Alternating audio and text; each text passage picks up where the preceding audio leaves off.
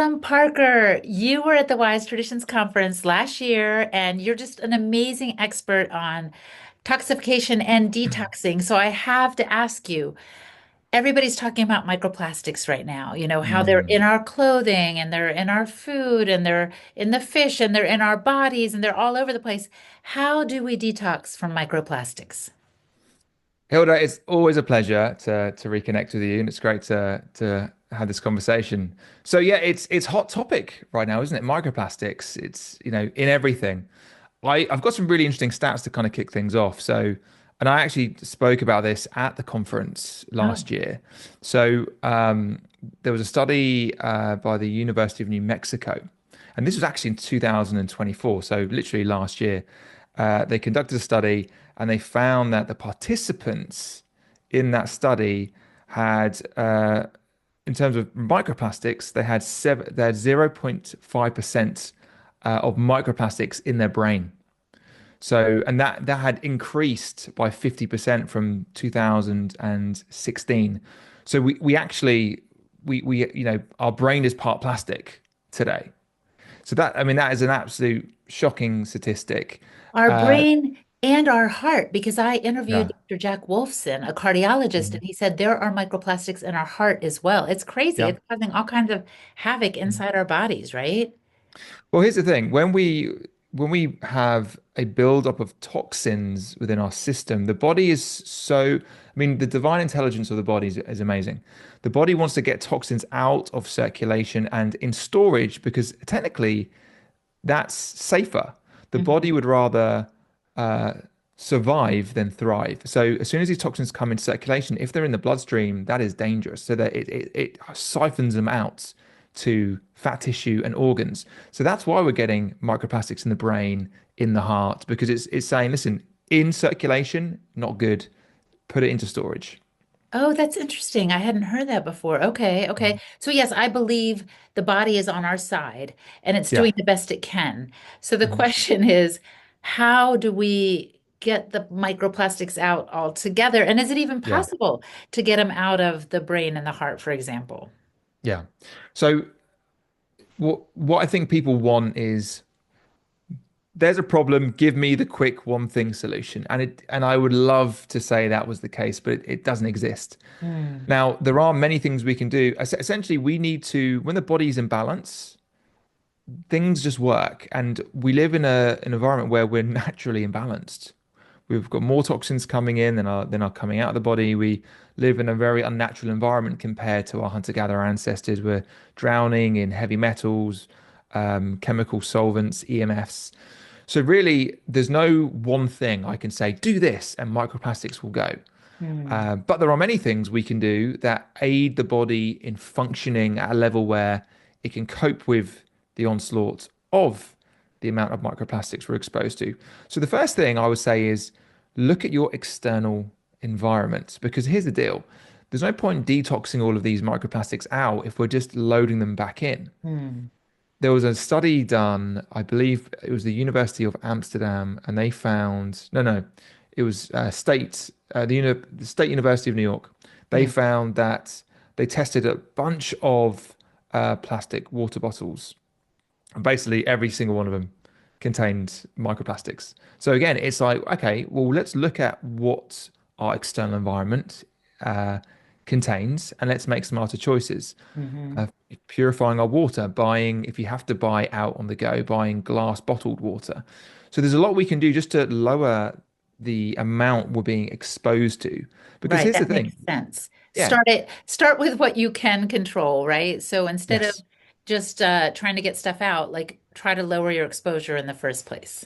100%. Because then, the body's, we're always detoxing all the time. It's not like, the body is designed to cleanse itself, but the challenge is we live in an environment now where there's just too much coming in for the body to get rid of, and then we have an accumulation. So the first thing is just look at your external environment. There's so much we can do, and it's not just about the microplastics. If we're exposed to less EMFs and less toxins in our cosmetics, we've just got less coming in for the body to deal with, full stop. So looking at our external environment, maybe getting an air filter in the house, there's so much we can do there. That's a podcast within itself. Hmm. But then when it comes to, okay, I've got things stored in my body, how do I start to remove these things out? Many ways we can approach it. Again, there's no one way. Hmm. Firstly, we want to make sure that we've got a really good diet and we've got a gut that's functioning because a Mm, lot of people have leaky gut today. So, again, looking at a GAP style diet, I always say start with GAPS, move to Western A price principles. That's mm. a really beautiful transition and having good gut integrity. Because if we've got poor guts, it makes the whole process of detox really difficult. How so? How so? I'm curious. Because our guts are, gut brain connection, all disease starts in the gut. If we've got leaky guts and these particles are getting into the bloodstream, causing autoimmune conditions, causing inflammation, we're not assimilating and absorbing our nutrients. A whole host of downstream effects occur when we have poor gut function. Hmm. So having a good, robust gut where, as pathogens or whatever is coming in, microplastics, whatever it is, the body can uh, essentially detoxify it and it's not getting into the bloodstream and damaging us. Hmm. That's a huge benefit to Huge.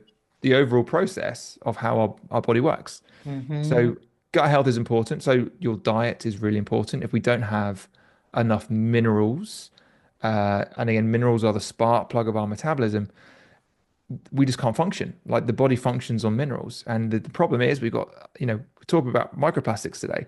We've got an insane amount of heavy metals. So what we're finding now, and we've got food with lack of minerals. So Mm. we're finding that we're heavy metal toxic. So then we're not getting enough minerals for the body to actually just do basic processes. All right, hold up. So were you saying we should be more concerned about heavy metals than microplastics? Honestly, I've thought about this so many times. So the three headlines are heavy metals, microplastics, and EMFs. Hmm. And honestly, I can't say a certain one is worse because they're all. So sometimes, if I'm really researching EMFs, I'm like, no, it's all about EMFs. But then I start researching heavy metal, and I'm like, no, it's honestly there's. I can't say there's a certain one that kind of takes precedent. All of them have their own negative consequences, and they all coincide with each other. Heavy Yes. metals love, EMFs love heavy metals, right? Because of, they conduct.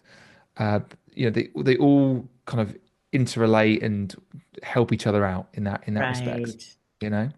Right. They're equal enemies. So, Yeah, but yeah. going back to the microplastics thing, so we want to reduce our exposure to them and then make Mm, sure that we're taking in healthy foods, like you said, either GAPS, which is kind of an elimination diet to help heal and seal the gut, yeah. or the Wise Traditions kind of dietary Mhm. principles, which are mostly whole real foods based, right? Yeah. So we've got those two things. Anything else you'd recommend just to kind of get Yeah, us a sure. good starting point? So again, so then we're moving into things that, if people just want them more, give me something I can just kind of play around with. You could look at binders. So there are many different types of binders. Ideally, you want binders that will pull things out of storage and keep onto them until they exit the body. So, for example, there are some amazing binders like Cruella is great. However, it can take things out of storage and drop it. So the best thing to do is go for a smart binder like a zeolite. That Mm-hmm. will go in, grab it, pull it out of storage, and keep it locked and bound in its honeycomb-like structure until it leaves the body. So Mm. that tackles heavy metals, microplastic. It does everything. Biofilms. It just goes in and anything in the body that has a positive charge, microplastics, metals, uh, zeolite or binders in general are negatively charged, so it kind of locks in like a heat-seeking missile, and then it won't drop it. Some binders do. So zeolite is a great start point in terms of you can take it every day. You can actually add it to food. All the studies around zeolite were in animal feed. You can bake with it, but normally just have it with water or maybe with a green powder, kind of green smoothie powder. So that's a really good entry level way, having that Okay. every day to start to pull these microplastics out of the body. Another way is, and again, this is kind of a hot topic right now, is saunas and infrared saunas, Ah, yes. particularly. So, uh, sauning in general is so beneficial for health. If you look at Finland, they are always voted the happiest people. And I've been there many times, and they have a sauna for every man, woman, and child. It's a beautiful country.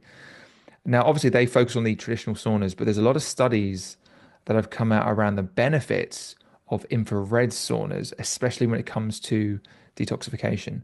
Now, the reason being that infrared saunas produce a type of sweat that Mm, is more prone to remove toxins out of the body, and that is called sebaceous sweat. mm. It's interesting when you look at it, it's different types of sweat glands, there's different types of sweat that comes out, and it's the sebaceous sweat that draws out the microplastics, the metals, and infrared saunas are really good at doing that compared to traditional. So is that a different kind of sweat than you would get if you worked up a sweat exercising, for example? So it's not a different type of sweat. You sweat sebaceous sweat when you exercise as well. Yeah. So it's not like it's just one or the other type of sweat, but in terms Okay. of the ratio of the sebaceous sweat versus the non-sebaceous sweat, it increases when you are in an infrared sauna. So by all means, exercise, Yes. fantastic. Moving the body, moving the lymph, that is another great way to detox. But in terms of a very targeted um, detox protocol that you can do, Yeah. is infrared saunas. And actually, before I do an infrared sauna, I actually work out, get the heart rate Um, going, get the body, get the lymph moving, and then have the sauna. And you kind of get double bang for your buck because your heart rate's going, you've already started moving toxins around. Then you get into the sauna. So again, that's a really nice way. So people will have infrared saunas at their gym, or they might have them at home, yeah. and it's just it's a really easy way to stop pulling out those microplastics from the fat tissue from the organs into Hmm. circulation. And again, going back to my previous point, if you do an infrared sauna, make sure you stay hydrated in the sauna, but also have a binder when you come out of the sauna, because again, you're pulling things out.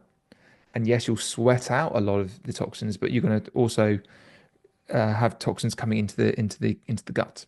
So just to take a binder as well.